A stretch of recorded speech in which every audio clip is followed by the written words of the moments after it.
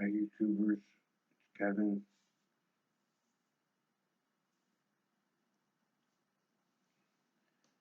It's raining outside and I only caught one small bullhead. I just talk about autism and the way autistic people are misconstrued as being violent or being uncontrollable. You know, I learned from somebody, you corner a dog, he's gonna bite. You corner a dog enough, he's gonna bite. If we feel threatened or trapped, we either hurt ourselves or lash out on others, but usually we hurt ourselves because we don't want to hurt others, and they see that as a mental illness or something. But the truth is that nothing is wrong with an autistic person. It's the environment that we live in, and we can't live in it when we're caged up most of our lives in institutions or group homes or special ed or whatever, and then you expect us to just go out into the world and survive, sink or swim, like a lion, caged lion, and you put him out into the wild. He's not going to know what to do.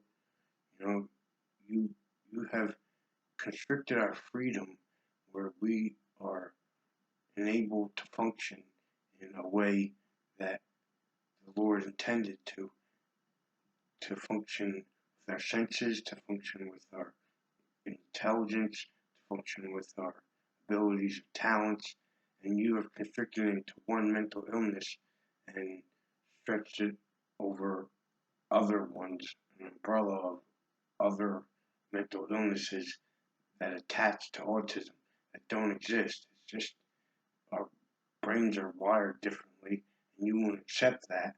So you constrict us, you confine us, you condemn us to a way of life that makes us feel ashamed of ourselves. But we are functional people.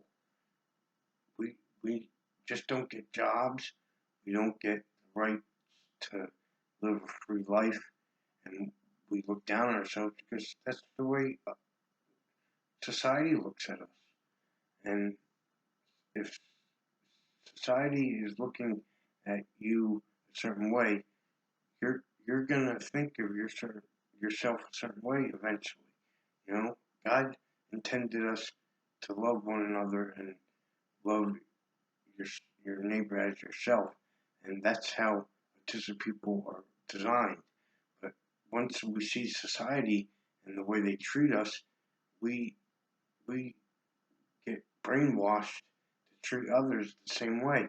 And we're not designed that way. We're designed to treat people with kindness and love, and they bash us into something we're not, and we think that we are a monster, and we we don't know how other way to act but that way. And we're not monsters. We're not criminals. We're not handicapped. We're just human beings.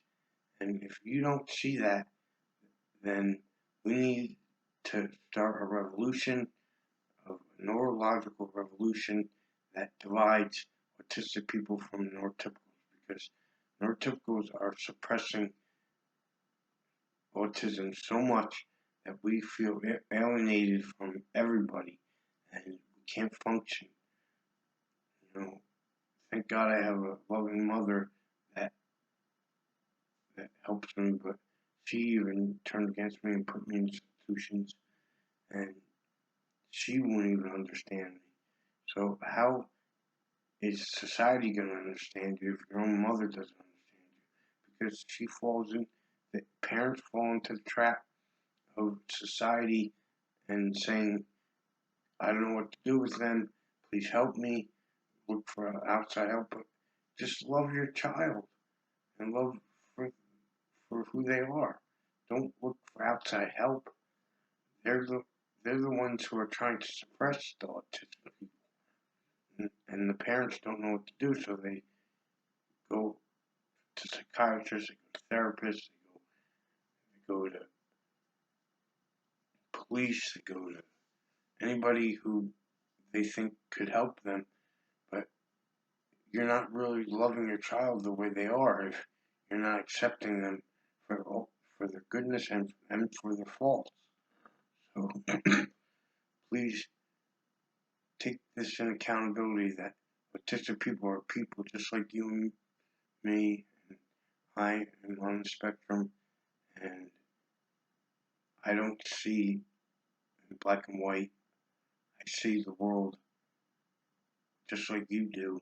It's just you don't see the world the way we do.